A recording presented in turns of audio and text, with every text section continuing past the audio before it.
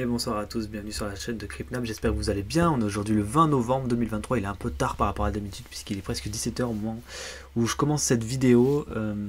L'objectif aujourd'hui, tout simplement comme d'habitude, comme chaque semaine, essayer de regarder un petit peu ce qui se passe sur les réseaux tout simplement, sur le Bitcoin et plus globalement sur tout ce qui est altcoin, etc. On a pas mal de poussées cette semaine, mais ce qu'on va regarder, c'est bon, voilà, la semaine dernière on s'était marqué. Pour ceux qui cherchaient une opportunité d'entrée, notamment ce qu'on pouvait commencer à chercher d'intéressant, ça voudrait dire un espèce de cassure et de retest dans cette zone, hein, puisque là clairement on est sur une résistance. Donc globalement on n'achète pas une résistance, même si on veut profiter de la montée en cours, d'accord. Ce qu'on va chercher à faire, bon là j'avais mis pas mal de scénarios, mais ce qu'on va chercher à faire, c'est vraiment de profiter de la montée du cours et donc d'acheter les supports. Or là on est pile poil sur résistance, donc on évite de faire un DCA dans cette zone. Par contre ce qui est intéressant, voilà, c'est de se noter qu'à l'heure actuelle on a quand même deux zones, donc on va le faire ensemble. Ici vous voyez on a quand même deux zones franches qui se dessinent, on va se mettre en 4 heures pour avoir un peu plus de liberté. Euh, on a quand même deux zones qui se dessinent et qui sont franches. La première c'est celle-ci qui permet hop, de discerner la zone, on va dire, de support, donc c'est toute cette zone. Il y en a un peu plus bas, etc. Mais globalement, c'est ce qu'il faut se noter. Voilà, une zone de support. Et là, une zone de résistance au-dessus qui est en train de nous titiller un petit peu la moustache. Hop, ici. Et donc là, c'est notre zone de résistance actuelle. Donc clairement, on est un petit peu en compétition dans cette zone.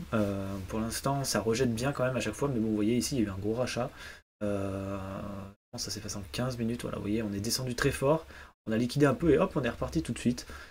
Donc pourquoi pas liquider juste avant de casser, c'est possible. Par contre, bah voilà, on n'achète pas une résistance, donc pour l'instant c'est trop tard pour avoir acheté. Il fallait acheter ce support ici. Si vous vouliez jouer le jeu, tout simplement du range, hein, d'acheter les supports et de vendre les résistances et inversement. Donc là, on aura plus tendance à shorter le marché dans une zone comme ça pour aller jusqu'au support plutôt qu'à le long. Euh, Par contre, globalement, voilà, on est sur une grande continuation haussière du côté du Bitcoin. Ça, c'est inchangé. Euh, on n'a pas de signal de retournement à l'heure actuelle. On a un petit peu, voilà, on a un dégonflement au niveau du RSI, clairement. Pour ceux qui ne le verraient pas, je vais vous le mettre en évidence tout de suite. Ici, avec une montée du prix, avec un RSI qui commence à souffler. Après, on pourrait se dire, bon, bah, c'est parce que le RSI est borné, donc forcément, comme il est borné, il peut avoir du mal à être bah, significatif, on va dire, sur certains points. Mais en fait, lorsque on regarde le MACD, la divergence est validée en plus. Ici, elle est aussi sur le RSI. Hein. On a une divergence qui est valide. Donc clairement, pourquoi je dis validé? Un petit point technique, validé, ça veut dire qu'on a formé un M sur le RSI. Donc il fallait casser ce point là, un peu plus bas, hein, mais je sais pas si je peux baisser, non. Grossièrement, c'est ça, il fallait casser ce point-là, et vous voyez, on l'a formé sur le RSI, pareil, il fallait casser le point ici pour valider, et on a cassé les deux. Donc clairement, on a une divergence validée côté RSI, signifiant qu'il y a une faiblesse au niveau des acheteurs. Par contre, si on stagne, voilà, si on continue de stagner dans cette zone, euh, si on continue de stagner dans cette zone avec un RSI qui arrive à dégonfler en daily, potentiellement, on aura un mouvement haussier qualitatif par la suite, puisque le RSI aura pu souffler et repartira à la hausse assez solidement. Sachant qu'en weekly, on n'a pas du tout eu le temps de diverger, donc clairement. Voilà, donc là il y a un gros oui ou merde. Pour ceux qui se demandent ce que c'est, en fait c'est toute la zone de halving, donc j'ai pas la date exacte. Donc voilà, grossièrement j'ai mis janvier, mais ça va sûrement être avril-mars. Et en fait je veux voir un peu ce qui se passe jusque-là. Euh, Est-ce qu'on aura une continuation à faire? Enfin, moi, je me pose pas mal de questions autour du halving et de tout ce que ça pressent en fait médiatiquement, etc. En général, je vois bien un retour baissier en fait au moment de l'annonce du halving, parce que en fait, on a besoin de nouvelles personnes tout simplement sur le marché pour avoir un retour baissier en fait de celui-ci. À l'heure actuelle, voilà, on est en train de, si on regarde en fait tout simplement l'order flow, clairement il y a des shorters sur Bitcoin. Clairement, il y a trop de longs sur les altcoins, on le voit puisqu'on a une augmentation globale hein, ici des open interest avec un funding qui lui est installé dans le positif. Oui, alors on a liquidé pas mal de shorts, mais regardez ici, on liquide pas tant de shorts et on a une croissance des ouvertures avec une croissance du funding, donc clairement des longs qui se mettent en place de manière plus agressive que les shorts. Donc on a quand même un sentiment qui est bullish sur le marché, on ressent un peu tous. Est-ce qu'on est dans le déni? Est-ce qu'on est dans... On n'est pas encore dans l'euphorie, mais est-ce qu'on est dans le déni sur du cycle? On se dit que, bah, même moi, vous voyez, je me dis, bah, quand c'est que ça va descendre, quoi, parce qu'à un moment donné, ça peut pas monter en flèche comme ça tout le temps. En fait, je pense que l'indicateur qu'il va falloir regarder, ben, il n'existe pas, mais c'est plutôt le nombre de nouveaux utilisateurs, en fait, de la blockchain. Donc il doit exister sur Glassnode, probablement, donc s'il y en a qui ont le lien ou la charte, ben, je serais ravi que vous la partagiez. Mais l'idée, c'est de se dire, quand c'est qu'il y a des nouveaux utilisateurs qui arrivent, et lorsqu'ils arriveront, peut-être que c'est là qu'on aura un petit retournement pour les calmer et que eux perdent de l'argent, parce que ben, globalement, il n'y a pas de nouveaux arrivants, hein. Tous les gens qui ont investi depuis le début, ils sont toujours là, donc disons que il y aurait plus d'opportunités à créer une baisse que de créer une, on va dire, une tension des usagers qui sont présents à l'heure actuelle. La bonne nouvelle, c'est aussi bien sûr la cassure. Donc on n'avait pas parlé, je crois, la semaine dernière, mais c'est la cassure, voilà, qui est devenue support, si je l'ai mis, euh, du Total 1. Donc le Total 1 étant en fait la représentation du market cap global de toutes les crypto-monnaies. Et donc il a cassé à la hausse. Donc la dernière fois qu'il avait cassé, qu'il avait fait former, ben, voilà, qu'il avait formé Monthly aussi. Hein. Ah, Monthly, si c'est validé, c'est limite en Monthly, non? Le haut, il est à combien là? Le haut est à 1,15,3 et là, la clôture. Non, attends. Le haut est à. Pardon. Le haut est à 1,26, pardon. Et la clôture ici, à 1,25,7. Donc, bon, c'est pas validé. Bon, ça va être validé ce mois-ci au lieu de la bougie, à moins on fait 10 jours de rouge de zinzin. Mais en tout cas, on n'a pas eu de W mensuel, voilà, sur. De cassure haussière en W mensuel sur le Total 1 depuis, globalement, depuis le 1er octobre 2020. Donc c'est vraiment, on est vraiment vers, enfin 1er novembre peut-être exactement, je ne sais pas regarder, mais non, il me semble que là c'est plus haut, sa clôture est plus haut, donc depuis octobre 2020. Donc clairement, on est sur un changement radical de situation. Comme là on a eu nos M top, ben là ça y est, on a nos W de bottom. Donc vous voyez ici M, tac tac tac tac, je vais prendre mon petit stylo. Hop. Vous voyez ici on avait fait un M top, hop, on le voit bien comme ça, tac, et ici on est en train de faire un W de bottom, ok. Si vous avez du mal à les voir, vous pouvez aussi passer tout simplement en ligne, d'accord, et dans ce cas-là, je vais les enlever et vous les voyez directement se former, M ici, et le W ici qui se forme. En plus là, ce qu'on voit c'est un M ici, un M, et hop, on a coincé les M dans les W, donc ça c'est top, parce que ça veut dire qu'il y a des mecs qui sont en position short et qui nous donnent un peu du jus pour monter globalement, c'est ce qu'il faut se dire. Donc là, on est vraiment sur une situation intéressante de marché, une reprise haussière clairement des marchés crypto. Au niveau des autres totales, parce qu'il faut regarder sans Bitcoin, vous voyez, si on enlève Bitcoin, ben pour l'instant, il n'y a pas tant de rentrée d'argent que ça au niveau d'Ether, altcoin. Par contre, les altcoins, eux, sont un peu plus bullish qu'Ether. Vous voyez, puisque si on clôture ce mois, on aura bien notre W qui est formé. Mais par contre, on ne peut pas encore parler d'all-season ou de quelque chose comme ça, parce que clairement, c'est le Bitcoin qui aide à ce mouvement. Donc ce qui est intéressant à voir, c'est que les actifs retournent dans Bitcoin. On l'a aussi vu avec tout simplement ce W qui doit être aussi en mensuel, voilà, sur, bon, il est un W propre, mais bon, on est sur la divergence, la Bitcoin divergence, dominance, pardon, donc il n'y a pas vraiment de liquidation. Mais globalement, hop, avec retest du support, enfin, de la résistance qui devient support et départ, clairement, on est sur un marché qui reprend des couleurs parce que Bitcoin reprend des couleurs, ce qui est sain, puisque en général, les investisseurs qui ont beaucoup d'argent se tendent vers des actifs qui sont sûrs. Donc sur le marché crypto, le plus sûr, c'est Bitcoin, puisqu'il a la plus grosse capitalisation. Et c'est clairement ce qu'on voit à l'heure actuelle. Donc ça, c'est vraiment, vraiment très intéressant pour la suite de... c'est le début du bull run, quoi, tout simplement. Donc clairement, on est sur le bear market, c'est terminé. On est sur des cycles qui vont être tendus. On aura sûrement des retours baissiers de 10, 15, 20%. Voilà. Moi, je vois mal le Bitcoin ne pas faire de cycle baissier. Après, si on prend les autres, si je reprends le BLX par exemple, on va se mettre en logarithme, on va se mettre en weekly pour avoir un petit peu une petite vision long terme. Si on prend des anciens bears, enfin bull bear, on va dire, quand on est passé en bear. Ici, on avait eu une grosse dépeg, mais parce qu'il y avait eu tout simplement le Covid. Mais sinon, vous voyez, on avait eu une dépeg de 40%.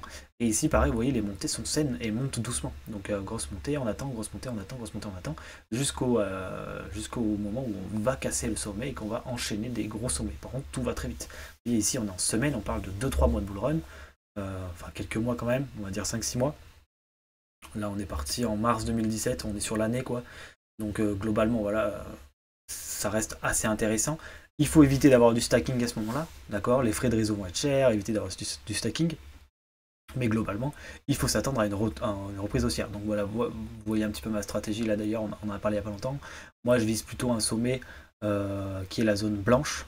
Donc au niveau, il y a les bleus, il y a les blancs en fait.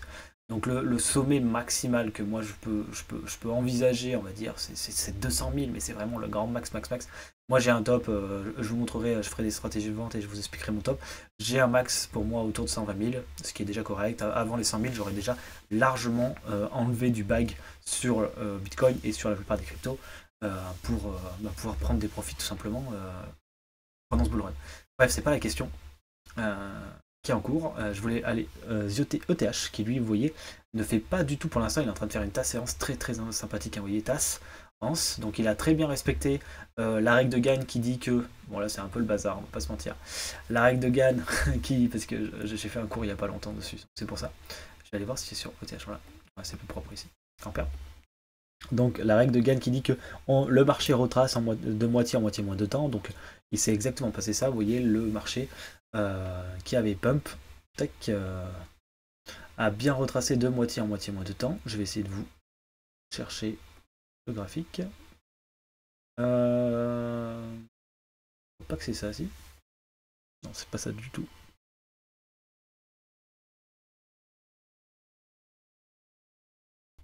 Pardon, j'ai éternué, j'ai dû couper mon micro. Eh oui, tout est live, hein. Mes lives sont live, même s'ils sont pas, vous les regardez pas en live, c'est que de l'enregistrement live. J'arrive pas à retrouver mon petit gain, bon, je suis un peu déçu, je vous le montrer quand même. C'est vachement pratique. Bah, il l'a enlevé ou quoi? Bon, c'est pas grave, l'objectif en fait c'est de déterminer. C'est que live, bah si pourtant. Ah, mais c'est peut-être parce que je suis avec court.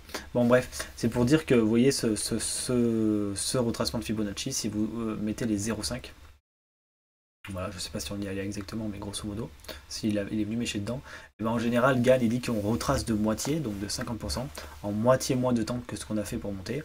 Donc globalement, la moitié, c'était. Voilà, c'est ça, quoi, globalement. Grossièrement, il fallait qu'il retrace au max pour le 4 septembre, et il a retracé le 14 août. Donc globalement, voilà, c'est comme ça qu'on sert de Gann. Bon, normalement j'ai les outils, là j'arrive pas à les retrouver, donc c'est pas très grave. Mais c'est bien passé ça sur Ether. Et du coup, qu'est-ce qu'il est en train de former? Il est en train de former une tasse et une anse, d'accord? Donc cette tasse et anse sera validée en weekly, si et seulement si on clôture en weekly, donc le dimanche soir à 2 h du matin, au-dessus de cette zone des 2146,10 $. Donc il faut vraiment avoir cette cassure haussière. Donc si on a une cassure haussière, on aura un ETH BTC qui va reprendre de très jolies couleurs. Vous voyez ici, j'avais noté un trade pour ceux qui voulaient trader tout simplement ETH par rapport à Bitcoin. Là, il y avait un W qui était formé, donc un retest. Donc c'est ce qu'on a eu ici. Bon, on aurait failli se faire liquider, mais c'est ce qu'on a sur la deuxième partie, puisque bien sûr, il fallait qu'il y ait validation avant. Donc bref, grossièrement, c'est ce qui se passe ici. Pour viser la zone de résistance en haut en cas d'alt season menée par ETH. Et donc ça permet d'augmenter son back de Bitcoin tout simplement, puisque en gros vous risquez 5% de votre position, c'est un risque de 5%. Donc par exemple ça peut être 5%. Si on fait un calcul spécial, ça peut être 5,85% exactement de vos Bitcoin pour gagner 49% de Bitcoin, ce qui est hyper intéressant en termes de risque-reward, puisqu'on est sur un 8,39. Donc voilà, quelque chose d'intéressant à penser pour ceux qui veulent accumuler du Bitcoin et donc qui regardent les charts des cryptos par rapport à Bitcoin pour accumuler un maximum de Bitcoin dans ce cas-là. D'ailleurs, pour le faire au mieux, l'idéal c'est de chercher des M-top en daily ou en weekly, d'accord, sur la Bitcoin dominance. Pourquoi? Tout simplement lorsque la Bitcoin dominance s'effondre, c'est qu'en général, les altcoins sont en train de superformer Bitcoin et d'aller très très loin. Et donc dans ce cas-là, vous aurez le meilleur moyen pour accumuler plus de Bitcoin en passant des Bitcoins en altcoin. Et lorsque après vous vendez vos altcoins, en les repassant en Bitcoin, vous accumulez plus de Bitcoin. Voilà, c'est tout, ça sera tout pour la vidéo du jour. Elle est plus longue que prévu, je suis parti un peu dans tous les sens, mais voilà, globalement pour la semaine, ce qu'il faut retenir, c'est qu'on est dans ce range, on est en résistance, donc il n'y a rien à faire au niveau de l'achat. Pensez à zioter la vente. Moi, par exemple, aujourd'hui, j'ai eu une alerte sur ILV, tout simplement. ILV USDT, que je m'étais noté. Donc, je l'avais acheté Oh, bon, là c'est un trait, je sais plus ce que j'ai fait. Ah oui, j'avais tracé mon top, bref. Je l'avais acheté globalement dans ces zones-là plusieurs fois. Et donc je m'étais noté que s'il cassait cette ATH qui représentait un WM mensuel, hein, simplement, je souhaitais vendre une partie de mon bag. Et donc c'est ce que j'ai fait aujourd'hui lorsque ça a touché. J'ai eu une petite alerte et j'ai sonné. Donc n'hésitez pas à mettre des alertes. Et n'hésitez pas aussi à profiter de l'offre, puisque en ce moment, si vous avez TradingView offre, vous allez avoir tac, le Black Friday, d'accord, avec les offres. Donc c'est le meilleur moment de l'année pour acheter votre, en gros, pour acheter votre plan, votre abonnement sur TradingView, parce qu'il n'y a jamais des offres comme celle-ci. Donc globalement, n'hésitez pas, si vous êtes déjà abonné, à vous réabonner à ce moment-là. Par exemple, vous avez un essentiel, ça vaut toujours le coup de prendre moins 30% sur votre abonnement. Donc en plus, c'est sur 13 mois et pas 12 cette fois, d'habitude c'est sur 12. Donc voilà, n'hésitez pas, si vous êtes déjà abonné, si vous, ça vous intéresse pas et que vous n'êtes pas abonné, le faites pas, hein. Mais par contre, si vous avez déjà un abonnement, ça vaut le coup à ce moment-là de l'année de le renouveler quand même. Ça fait des belles économies globalement. Voilà, je finirai là-dessus. Je vous souhaite à tous de passer une agréable semaine. Pour ceux qui nous suivent régulièrement, on se retrouve ce soir à 21h chez Crypto Academia pour l'annonce l'annonce de l'année. Donc on a hâte que vous soyez là et on a hâte de vous la partager. Et sinon pour les autres, on se retrouve lundi prochain comme d'habitude. Allez, ciao, bye.